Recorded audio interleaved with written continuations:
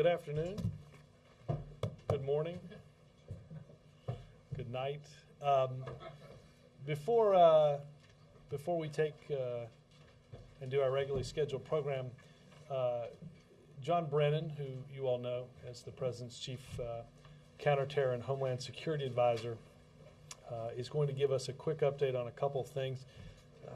There's some steps that we are taking around the holiday season to ensure security, as well as to discuss some actions that have been taken over the course of the past year after incidents like December 25th and Fort Hood.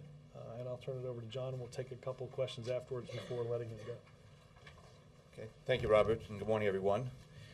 As we enter the peak of another holiday season, the Homeland Security, law enforcement, and intelligence communities are collectively focused on doing everything they can to prevent terrorists from disrupting the safety and security of Americans as they travel, spend time with family and friends, and enjoy holiday festivities, both at home and abroad. We remain vigilant to attempts by al-Qaeda and other terrorist organizations to carry out cowardly attacks against innocent men, women, and children, and we are working very closely with other governments to share all threat information immediately and to coordinate closely our counterterrorism and security activities. These international partnerships are critically important to our ability to identify would-be terrorists and to thwart their plans before they are able to act. In response to President Obama's direction, senior officials from departments and agencies met yesterday at the White House to review the latest threat reporting and to coordinate security and counterterrorism plans that will be in place during the holiday season. Finally, President Obama has been provided an update on the many steps that have been taken over the past year to enhance our counterterrorism capabilities as a result of the after-action reviews on several terrorism and security-related incidents, including the tragic shooting at Fort Hood, Texas, the attempted bombings of passenger and cargo aircraft, as well as of Times Square in New York City, and a variety of arrests and disruptions of terrorist plots in the homeland. These enhancements include protocols for strengthened cooperation and information sharing between the Department of Defense and the FBI, clarified analytic responsibilities, and new analytic training courses within the counterterrorism community, improvements and refinements in the watch listing process, as well in information technology systems that service the counterterrorism community, the accelerated deployment of advanced imaging technology at domestic airports, and advances in cargo screening and international aviation security cooperation. Protecting the American people from the scourge of terrorism is an ongoing and constantly evolving process.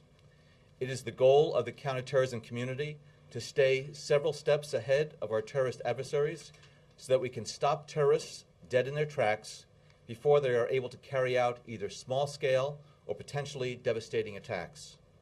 That is what the President has directed. That is what the American people rightly expect and deserve. And that is what we are bound and determined to do. Thank you. Dan? Mr. Brennan, I'm just wondering if you have any, I know you can't talk specifically about any intelligence, but is there anything out there that you know about at this point that's kind of driving this stepped-up effort?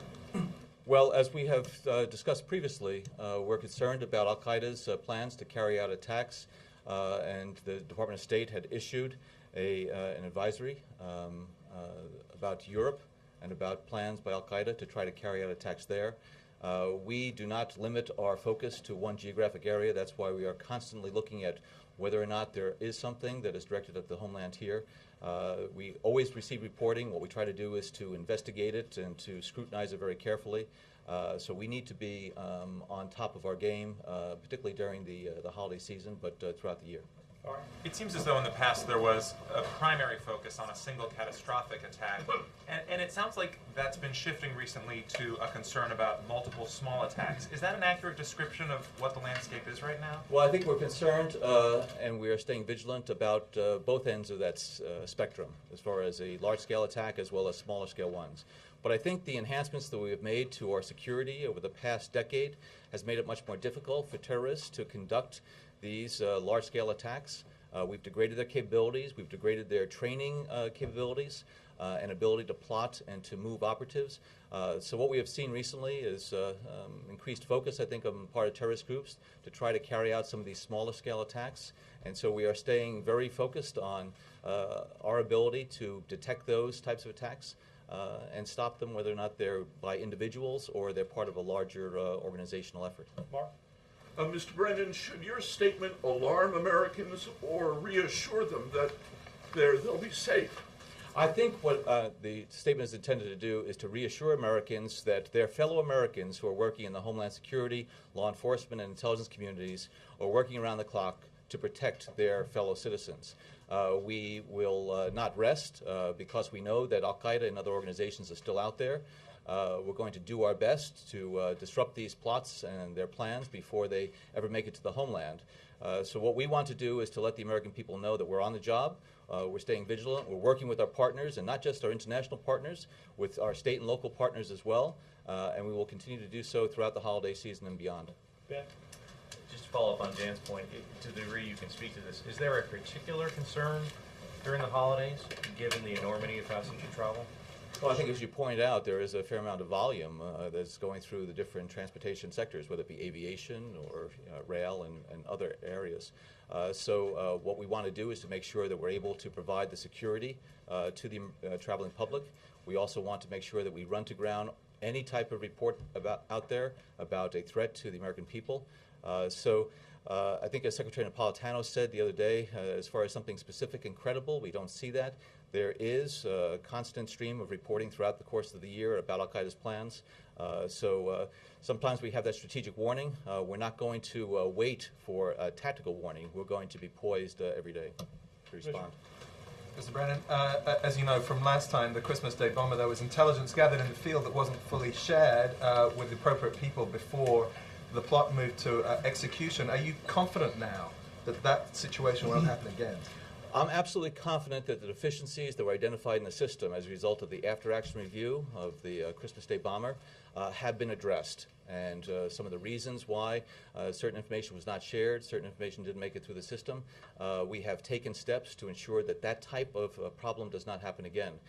So one of the things that President Obama has insisted that we do on each of these incidents is to take a look back and to see where the system worked well, where it fell down, what changes we could make either in information technology or in business processes. And so I'm confident that those deficiencies we identified as a result of previous reviews are being addressed and that we are in a much better position today than we were last year at this time. Jake?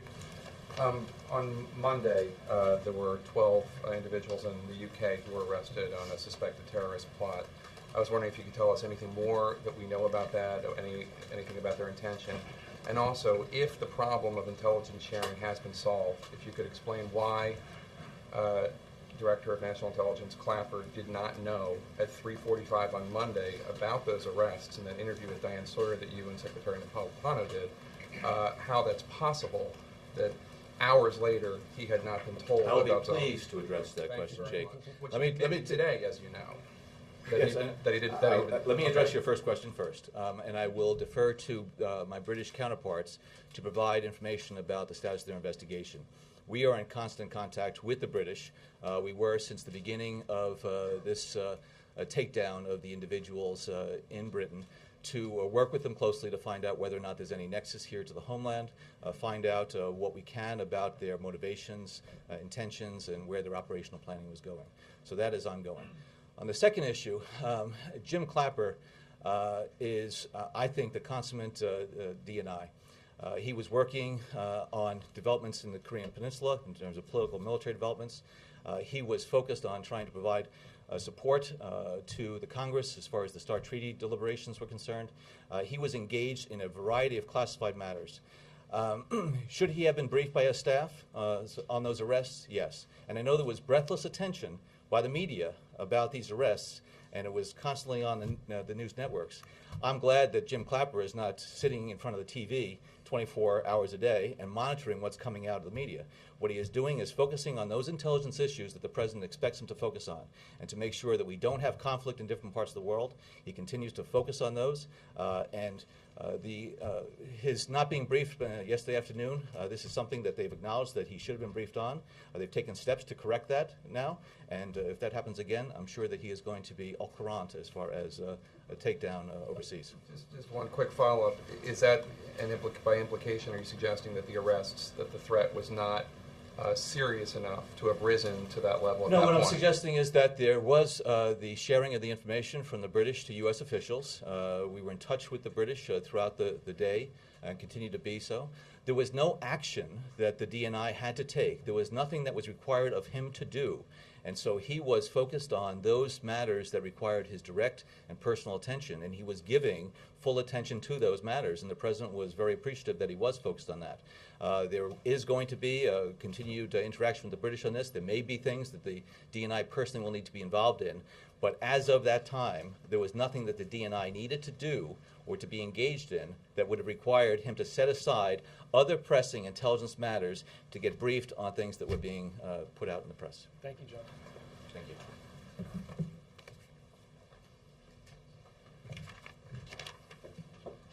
Can I just ask a clarifying question? Sure. Did he say that there currently is no credible, specific, imminent threat? Is that what you said? Yeah, I would refer you, we'll send around the transcript which will have the answer, I think, to both Dan and the earlier questions. And then I hope you guys all should have the paper, which will also come electronically, going through, as you heard John say, the corrective actions and the result of the President's asking for after-action reports on incidents and disruptions that have taken place over the course of more than a year. Ben? If I may, are folks going to see and feel more security during their holiday travel, and are you giving us this in part to give them a heads up about that and get some of the explanation why? No, I think you guys overblew that when we did it at Thanksgiving. So I think that's sort of taken care of. Wendell, I think we wanted to give a sense, I think importantly, of what has been done as a result of what John mentioned last year as a failure in our security and intelligence apparatus relating to the attempted bombing on Christmas Day. I think it's important for the American people to understand that, as John said, we take the threat enormously seriously. There is a huge part of our government that is focused on those threats and on their security, and we wanted those to be aware of the steps that have been taken in the intervening weeks and months to address them. I do not anticipate that that people will see or feel an increase in or an inconvenience in their travel plans, but suffice to say we are taking all the necessary steps and measures across not just air travel, but other modes of transportation. Can I follow on that? So are the recently initiated searches of bags here in the D.C. Metro part of this program, and will we expect to see that in other transit systems? Well, I don't want to talk about specifics. Obviously, John and others look at intelligence and reporting across, as I said, many different modes of transportation, and many different are aware of and acting on information across a broad spectrum. To my knowledge, this is the first time since right after 9/11 there have been searches of bags in public transit systems, and it's happening at this holiday right at this time. So we're going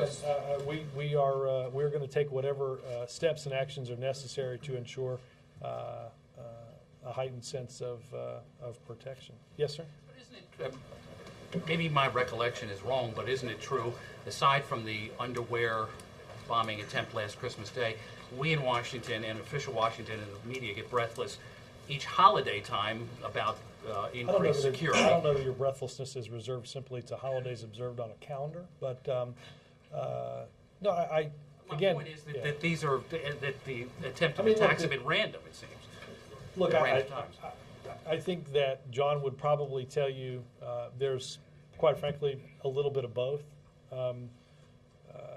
Look, I obviously you have around the holiday season, whether it's Thanksgiving or whether it's around a Christmas, you have a huge increase in just the volume of those that are moving around.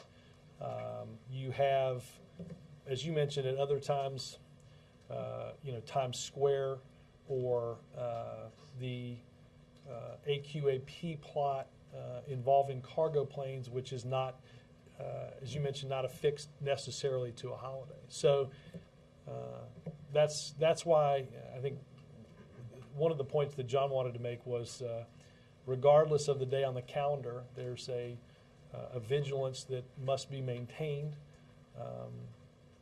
around the clock in order to ensure that we are doing all that we possibly can and taking the steps that are necessary to rightly protect the American people and to inform them of threats that might be had outside of the homeland.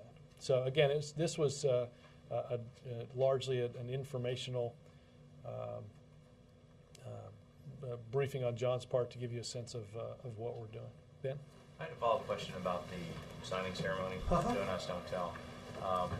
Struck by the president saying at the top that he was overwhelmed, and obviously there was a lot of emotion to that ceremony. But can you offer some context, having been with him for many years? Is that one of the more emotional times you've seen him in that kind of setting? Did it stand out to you that way? I think watching it on television as well as I was not there. I wish I would have been, but I think this is something that the president has fought long and hard for, and believed needed to be done. Has needed to be done for many years. Again, Ben, I started working for him in April of 2004. And as part of his campaign for the U.S. Senate, he had pledged to vote for the repeal of this policy because he thought it was wrong. I think today represents the beginning of a process that ends that policy. The president had occasion to speak with Admiral Mullen and several of the Joint Chiefs yesterday, and to discuss what is now being implemented in terms of a working group that will lead to the certification by the Secretary of Defense, the Chair of the Joint Chiefs, and the President that the policy is officially ended. The President's belief in discussing with the chiefs is that this is a matter of months, and he looks forward to that happening. I do think it was. I do think this was one of. This is an accomplishment that he's enormously proud of, and happy that it was one that was not just the work of one party, but by those across party lines that believed that the policy was wrong, didn't make any sense for our national security, and is now in the process of being ended.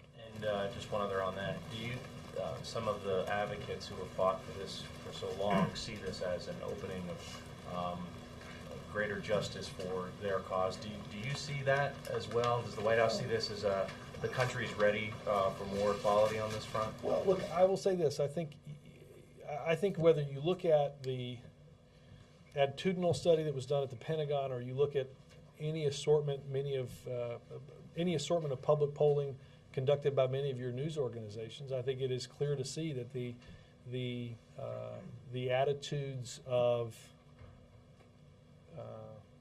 the attitudes of Americans about who should or who could serve in the military has clearly changed over the course of the past several years. What that leads to in the future, I think, is harder to tell because some of this stuff obviously has to go through a divided Congress. Yes, ma'am. Two things. One, on START, Harry Reid said he expected that it would be ratified by 2 o'clock. Can you talk any more about how many calls the president has made specifically? We'll have more on that when the bill is when the treaty is ratified. And then on North Korea, South Korea today announced that they were going to be doing a large military operation. What is the White House thinking in terms of whether it might provoke a response from North Korea, what South Korea is doing? Well, again, that could lead to any escalation. Look, our belief is that obviously the exercises have been well publicized. They're well advanced, announced well in advance. Everybody, I think, in the world is aware that they're happening, and they are exercises that are defensive in nature. The United States is obviously supportive of the Republic of Korea. Just given the climate lately with Pyongyang and there's the bombing of the island, excuse me, is there concern that there might be more of an escalation? I mean, is there anything that you Again, I think exercises that have been announced well in advance, that are transparent, that are defensive in nature, should in no way engender a response from the North Koreans. Yes, sir. What's the fundamental principle underlying the president's belief that the repeal of Don't Ask, Don't Tell was important? Is it national security? Is it equality? Is it both? Is there something else? I think it's all of that. I think the president believed it was unjust, and I think I believe that we had a number of brave men and women that were willing to sign up for their country, willing to serve their country, and willing to die for their country. And I think the story that the president opened his remarks with today was one that was quite moving. I think the president is glad to see this day come on the grounds of both greater equality and an enhancement of our national security. Is it any less unjust that those same brave troops can't get married to somebody of the same sex? Well, that's not the bill we were signing today, Jim. I understand that, but if that principle is important to the president about those brave troops being able to have equality, should they have marriage equality also? I would refer you to his remarks on that. His remarks are that he thinks that marriage is between a man and a woman.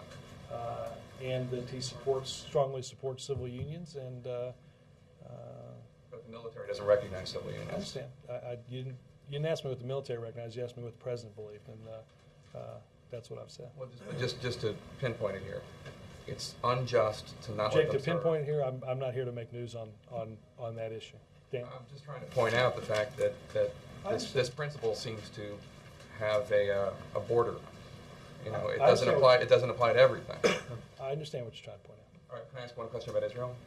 Sure. Is there any consequence at all for the Israeli government constantly disagreeing with the administration's position on housing settlements, or is there not?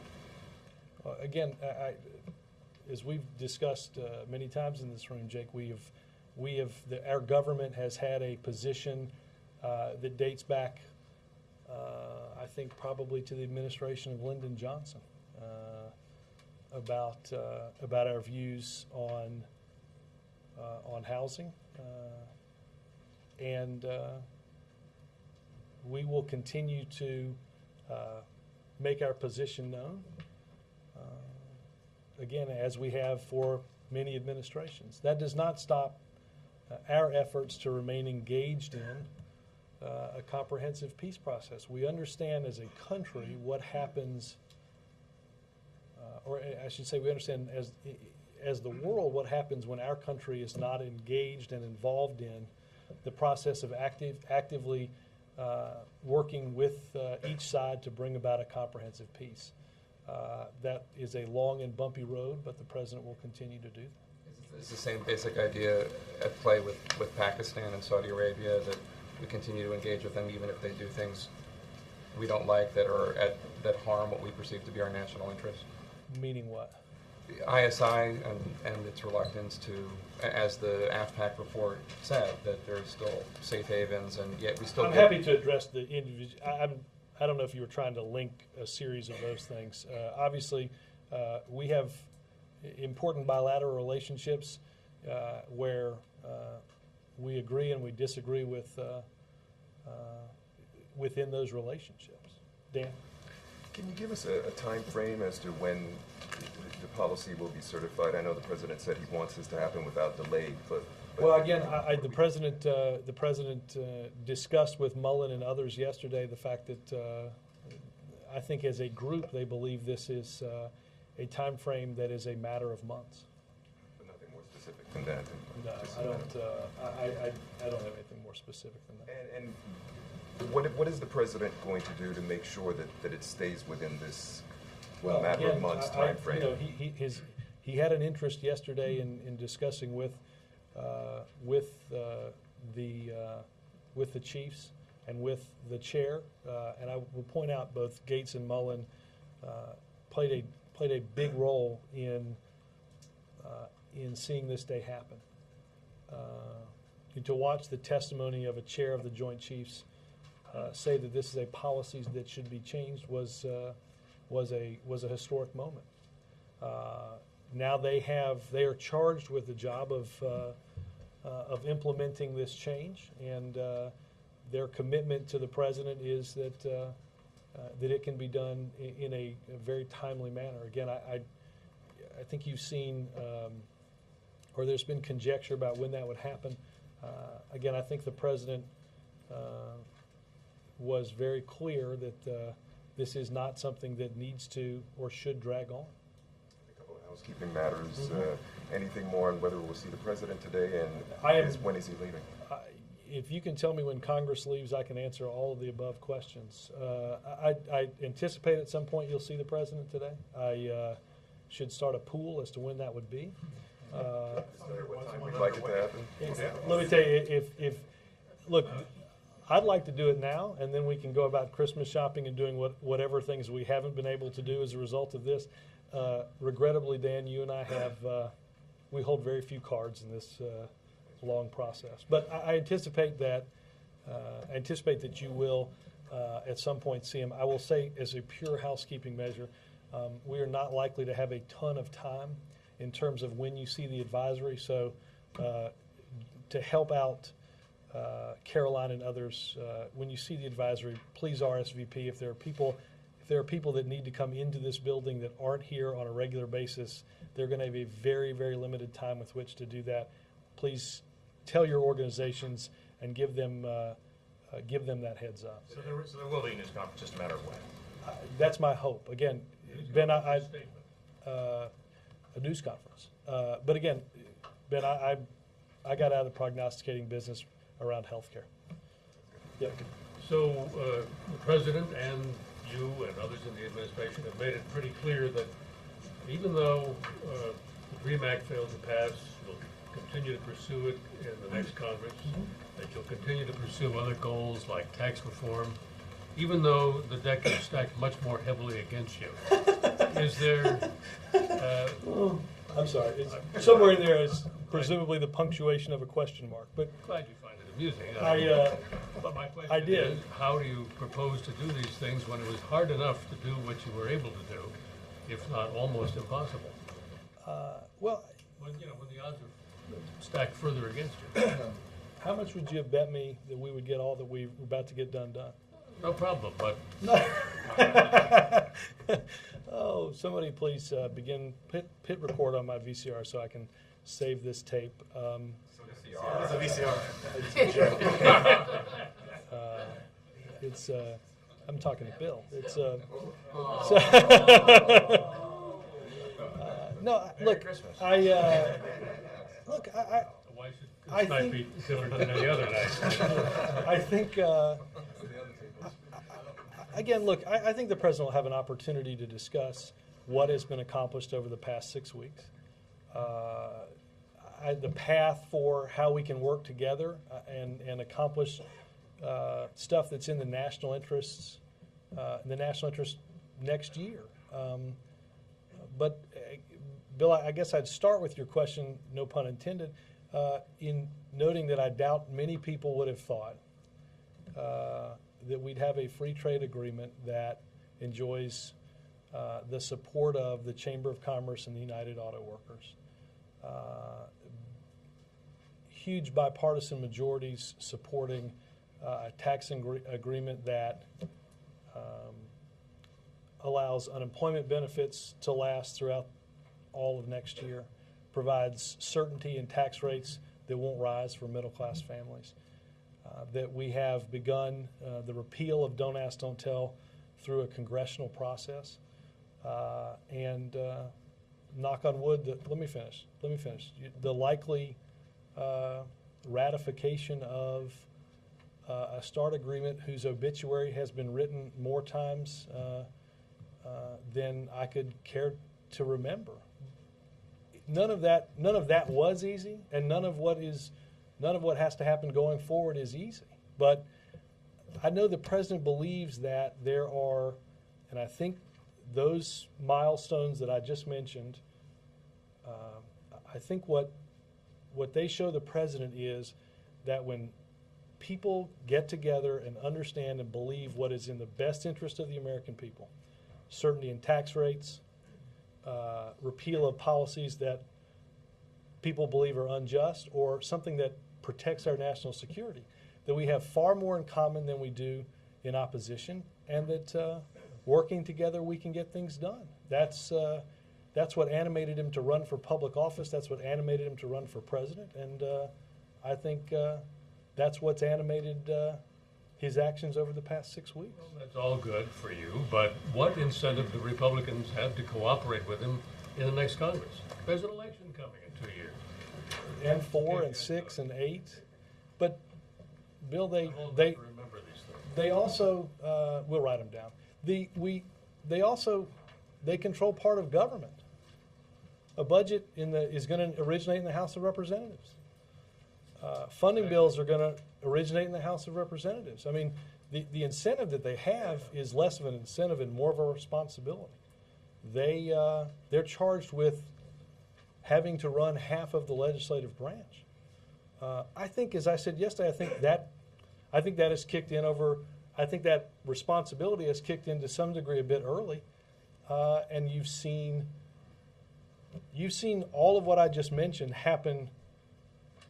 Obviously, a free trade agreement has not yet gone through Congress, but you saw bipartisan support for that free trade agreement. And you saw each of the things that I mentioned that went through Congress legislatively done not by the votes of simply one party, but by the votes of both parties. And I think it is a path that the president thinks won't be easy to follow, but provides a path for how we can get things done that are in the interests of the American people. That's what that election was about. As I said yesterday, the election was not about how do we grind this place more to a halt, how do we play more political games.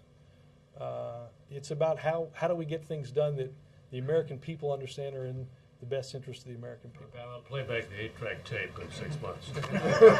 I thought you were still on reel-to-reel, Bill, but that's an upgrade.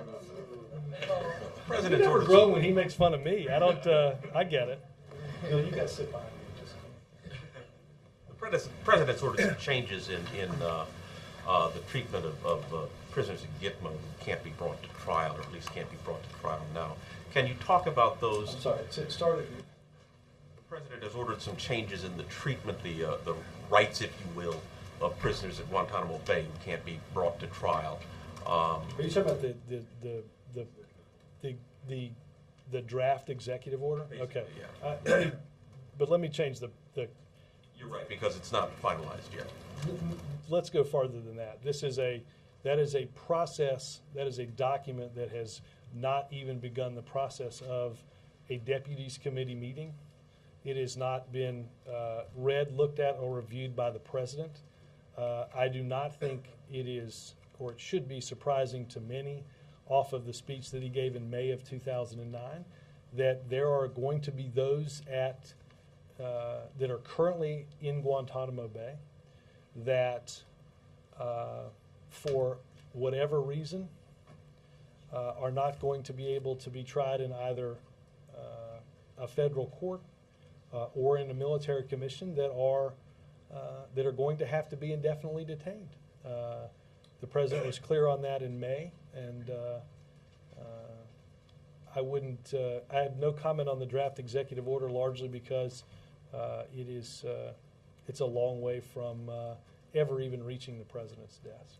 I'm wondering if that process is intended to make the facility in Guantanamo Bay somewhat more acceptable to the president. He has said it's a recruitment tool, but you can't seem to get... Just, again, not to mess with the premise of your question, but he has said that because Al-Qaeda has used it as such. Exactly. It is they have used it as a recruitment tool, and our generals and our commanders see them using it as a recruitment tool. Look, obviously the president is, again, I refer you to the speech in May of 2009 that seeks to do, well, I'd say broadly, the president does not believe that our national security and the protection of our homeland has to be in contradiction with our values as Americans. And that's what animates him in this entire process. And the draft order is in no way connected with having to basically live with Guantanamo Bay because... Again, this is I want to divorce this answer from the draft executive order because again, it's a process that has certainly not worked its way through even to the deputies committee procedure. But I think, as the president said, I don't think anybody would find it surprising that the president and this administration understand that there are those that have been evaluated by our intelligence community, by our defense infrastructure, and we understand, as the president does, that there are some that will require indefinite detention. So let me finally say, the president's still committed to closing Guantanamo Bay. When's it going to happen? I don't know the answer to when it's going to happen. I know that remains the president's goal. Let me make one other quick announcement. I don't have the timing on this. I'll go back and try to find it. But the president did sign the continuing resolution that funds government through early March this morning. Like I said, I'll go back and try to find the time. Can you email somebody on that? Yes, sir. Obviously, it looks like you're peeling off significant numbers of Republicans on this START treaty vote. Mitch McConnell has said that his priority is to stop the president from being re-elected. Now he's losing apparent control of his own caucus, at least on this. Is this a one-off, or is this a pattern moving forward? Do you really need to negotiate with him in the next Congress? No. I think that I think as we've said before, we are going to have to, and we will work with Republican leaders in Congress more closely than we have in the past couple of years. As I said earlier, they have a responsibility to the governing of this country, unlike they have had in the previous 2 years. I think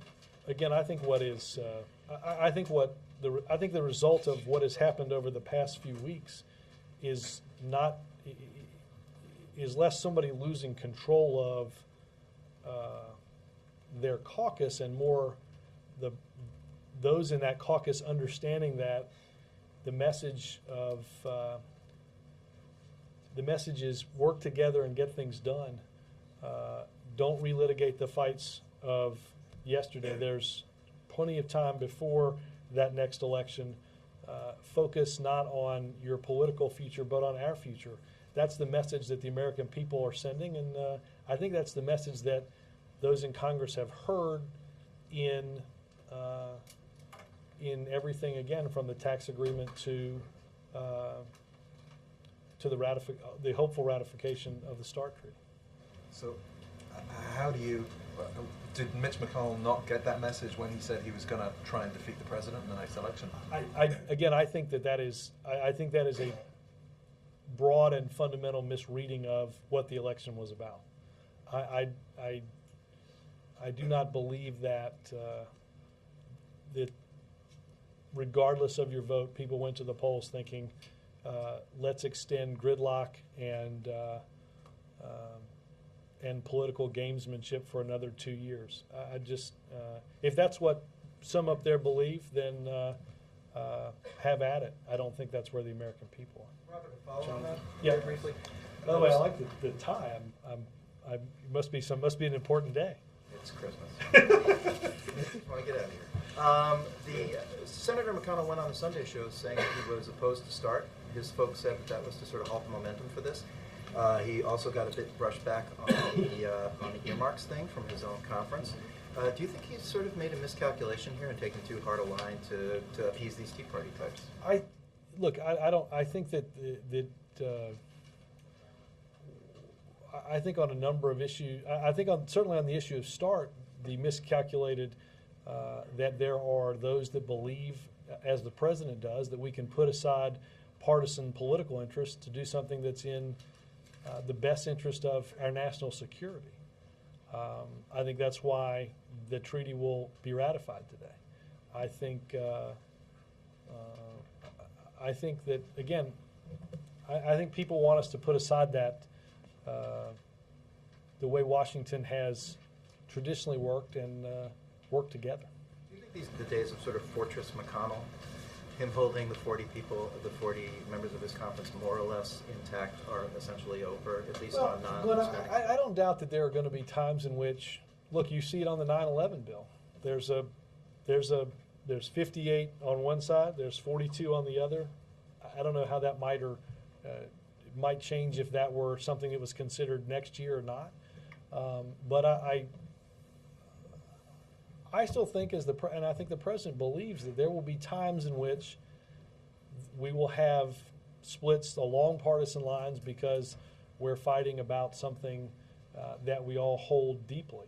I don't think those days are gone, and I think that's the reason we have two parties. But at the same time, I think the president believes that a whole host of issues, national security, middle class tax cuts, and things like that, that we ought to be able to put aside some of those differences to get what we agree on done for the American people. Again, I think that's the message that of the last several weeks. Can I follow up on his follow-up? I'll come around. John. At the signing ceremony this morning, the president very pointedly thanked Nancy Pelosi and thanked Harry Reid and talked about the productivity of the first 2 years. First, do you think that was an appropriate thing to be doing at a signing ceremony on a landmark civil rights bill? And do you think that was that a victory lap of sorts for this was a victory for everybody that was in that room and for many that couldn't be in that room. I don't. This was something that a lot of people, men and women, those in Congress and out of Congress, those in the military, those out of the military, that have fought a long time for.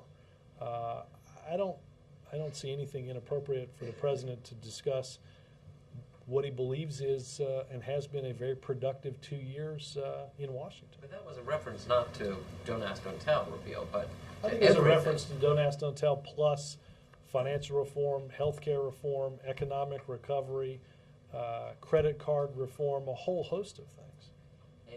And is that a theme that you expect him to take up this afternoon? Is that a point of I anticipate he might dip his toe in that water, yes. Mark? Did you say the Joint Chiefs were here yesterday? No, I'm sorry. He spoke with them on the phone. Yesterday? Yes. Was General Amos among them? He was. Is the president confident General Amos will abide by the repeal of Don't Ask, Don't Tell? General Amos told that to the Commander-in-Chief, yes. On the phone yesterday? On the phone yesterday. Thank you. Yes, sir. Roger. Robert, you addressed this the other day. I just wanted to see if there's any change. Will there be any staff changes announced over the holidays? Not that I'm aware of, no. The child nutrition bill, do you know when the president plans to sign that? I thought we signed that on Monday. Well, no, it had to go back and Are you get. talking about I'm sorry, food child safety. nutrition or food safety? Food safety. Food is obviously close to our hearts. So I don't. Let me find the answer to that out. I think there was some. The congressional the continuing resolution was signed at 9:50 a.m. My apologies. So let nearly me find 10 out. hours without funding for the government, right? No, I asked this question last night because we were getting pinged by a number of you all. We were told that we had until fairly late today to be able to sign it. The guys at OMB. I've called my bank to ensure that that I've got one of them. I got one of them on the phone. If you need them to vouch for an impending direct deposit. 9:50 a.m. Yes, it would have been I guess fairly close to him getting back from the sign. Yes, I'm sorry. I'll find out on food safety. Thanks. Moving away from hard news for a second, can you just give us a snapshot of what the president is looking forward to in Hawaii golf books? Yeah, I was going to say. Obviously, I think the president is.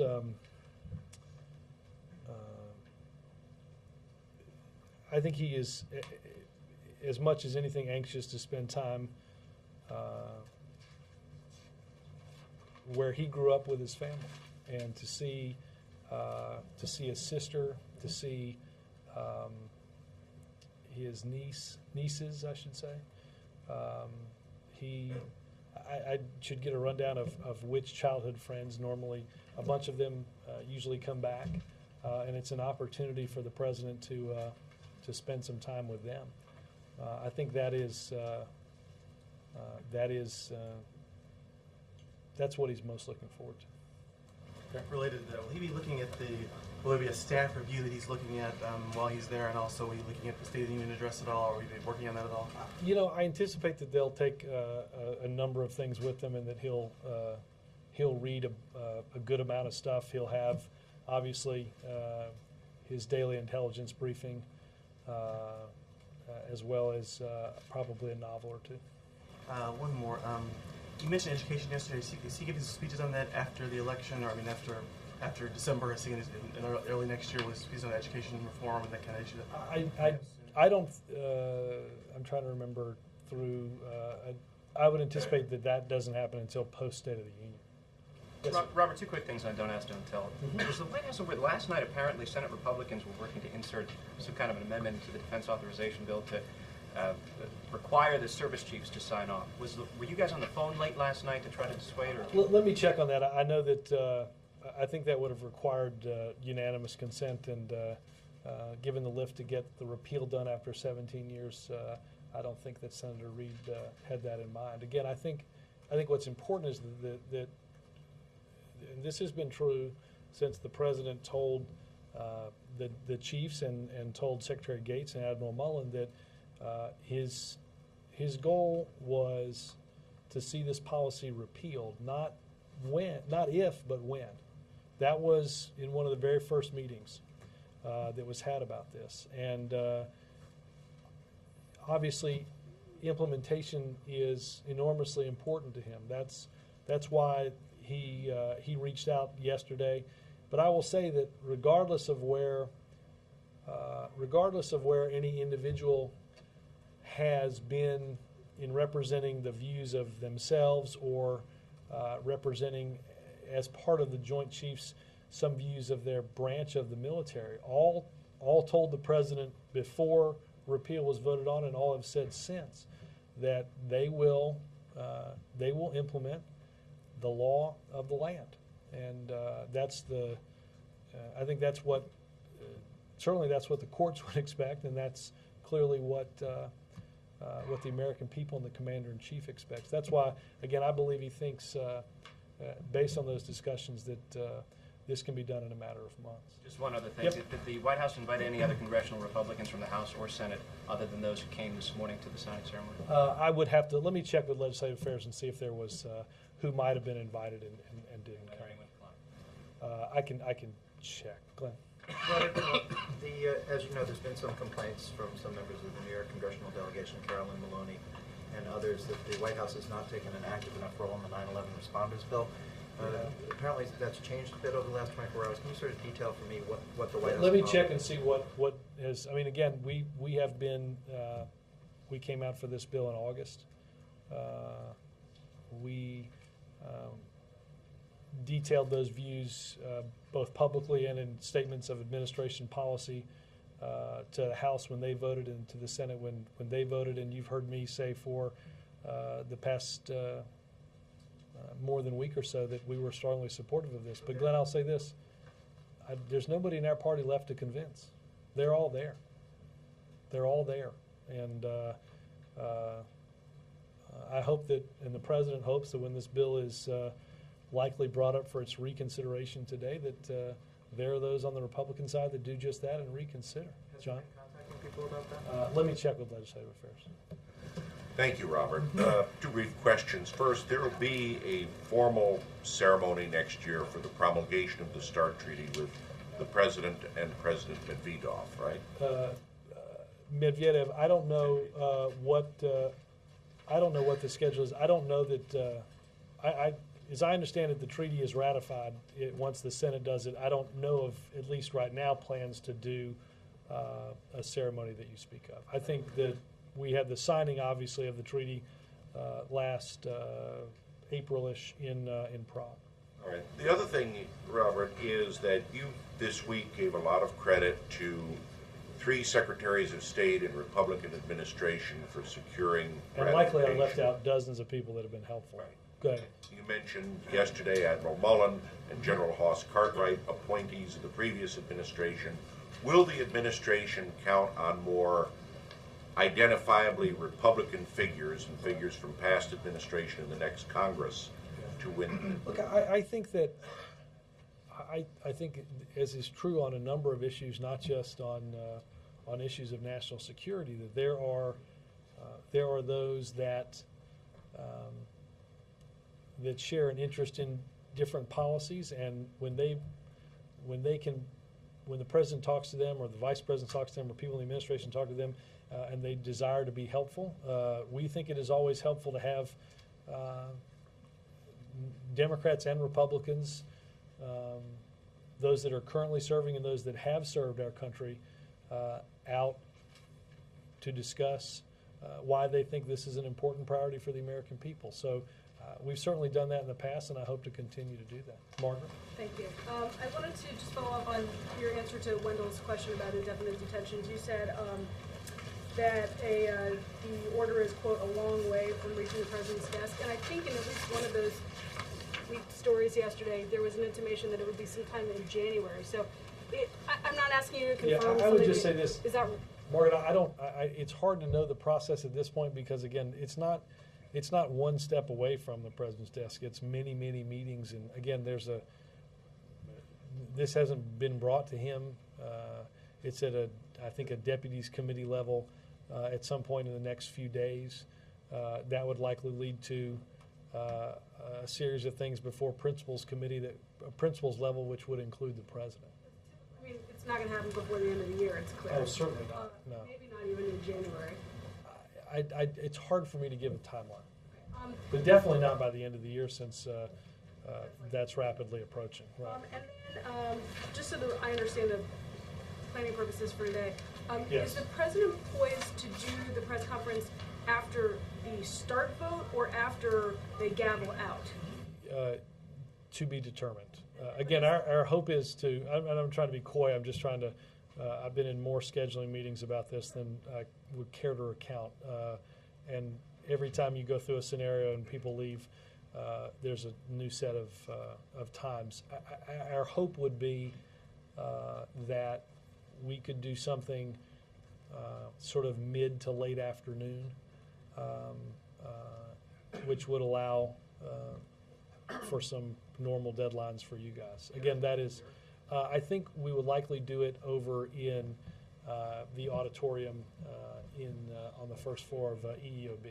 So again, I'm out here to tell you on behalf of Caroline and others, Marissa and folks, when you do see that advisory, do just take a second and RSVP or have your organizations RSVP so that the process can be rather smooth. There will be a very tight timeline, as I said, to get people that are not pass holders in the building in, and those are not our deadlines as much as they are Secret Service deadlines.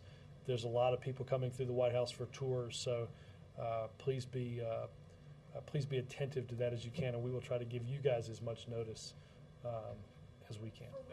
Is he committed to staying until they gavel out, or until he gets the stuff he was babysitting until it concluded? My understanding until they're reasonably done. So again, I don't. Please stay in touch again as to. I should have just started with that and seen if that worked, and I will associate myself with that answer. Ken. Just to follow up on those housekeeping questions, do you have? I know. Do you have a vision for bill signings beyond? I don't yet, and I think I'm going to check on food safety, and I will. We will try to keep you up to date throughout the day, pending additional needs for bill signings. Try to do start before. I don't think you have to sign it because it's once it's ratified. Healthcare would probably be the only thing. We hope that passes, and we hope that that's something that can be signed into law. Yes, sir. Is the administration concerned about the escalating price of oil, which appears to be going up beyond the cold weather premium? Look, obviously, anything that has the potential to impact our economy, we watch and we are concerned about. The Department of Energy would instruct me not to speak specifically about those prices, and I would point you over to them. Yes, ma'am. Besides outlining the accomplishments for this year, would the President put Congress on notice about those that he anticipates they will try to repeal? In today's remarks? Yeah. I don't remember off the top of my head. I don't think that's. Let me check, and I'll try to get back to you. Yes, sir. The Middle East peace process has been one of the President's main foreign policy priorities, but it's been stalled for some time. Does he plan to make any calls to Mr. Abbas or Mr. Netanyahu before the end of the year? I can check with NSC on that. None that I'm currently aware of, but we will double check. Yes, ma'am. Getting back to Gitmo, you said there are those who can't be tried for whatever reason. Can you spell out those reasons beyond just the intelligence community says so? Well, I think obviously some of that has to do with whether or not, because of torture, evidence can't be used. But if Khalid Sheikh Mohammed was waterboarded and Attorney General Holder says that he can still face trial, what else happened that we maybe don't know about? Well, I think what happened has been fairly extensively covered in documents that were released last year on the topic. So what else? What's a review going to do? Is it going to change the fact that they were tortured? Can you try them? If you review it, it's not going to change the fact that they were tortured. So what's the point of a review? I'm sorry. Reviewing their detention status. It's Well, not going to change the basic we have facts. we reviewed the status of every person's detention as a result of our taking occupation of this administration. As we've discussed here before, a number of we didn't feel like that there was sufficient information on a whole host of detainees. Obviously, we have had to.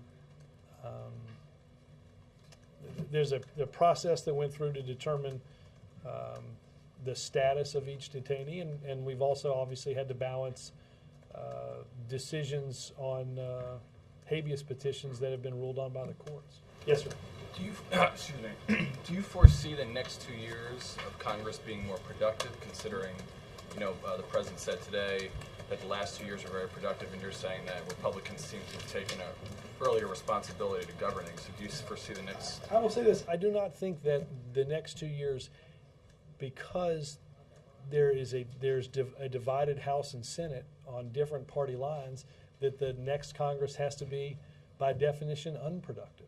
I don't think that's the case. I think, again, and our belief and our hope is that, as you've seen over the past many weeks, that people have made determinations on issues that are important to them and important to the national security of this country, and have acted not as simply agents of one party or another, but as lawmakers and Americans. And our hope is that is an atmosphere that we can continue to foster, and that will lead to a host of things that you'll hear the President discuss at the beginning of the year and throughout the State of the Union that are important to us continuing our economic recovery, protecting our citizens, and ensuring that we are competitive with the entire world in the 21st century. Thank you. Thanks, guys.